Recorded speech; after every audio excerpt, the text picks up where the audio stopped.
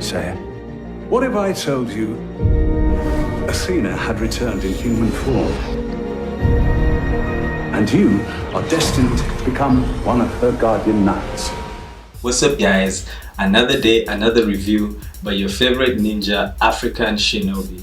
So today I'm going to review a film that I watched in the big screen recently, and this is Knights of the Zodiac, starring the famous Sonichiba's son and a whole list of A-list actors we've seen before, such as Sean Bean from The Lord of the Rings and later Game of Thrones. We have Famke Janssen, most of you know her from the X-Men franchise. So this was a really good collection in terms of cast, but did it check the boxes in terms of execution? Well, in terms of special effects and this kind of thing, it did.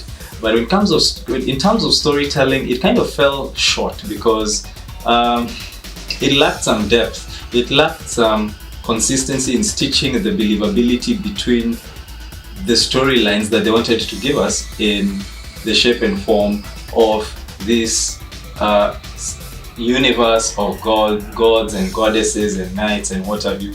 Very creative, but I feel they should have put more work into creating this world that they wanted to give us in terms of the story. Again, this is something that is a fun followed kind of thing because I think it's adapted from a video game, if I'm not wrong, either a video game or a manga. I think it's adopted from a manga or a Japanese comic series. So, and that's the thing I keep saying, most of the time you have adaptations falling short.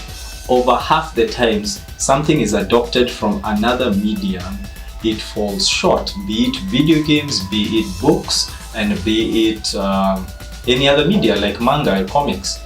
And very few times, the few times these things actually do work are outliers, like the Lord of the Rings or the Harry Potter series. So anyway, Knights of the Zodiac, action was fair. It was more of a martial arts choreography kind of showcase. I liked that. It had this retro feel to it. It felt like you're watching the Mortal Kombat series back in the 90s. That in itself was good. But then again, if you're not a millennial, Gen X and before, you'll never experience that feeling watching this. So I'm guessing that's where it fell short.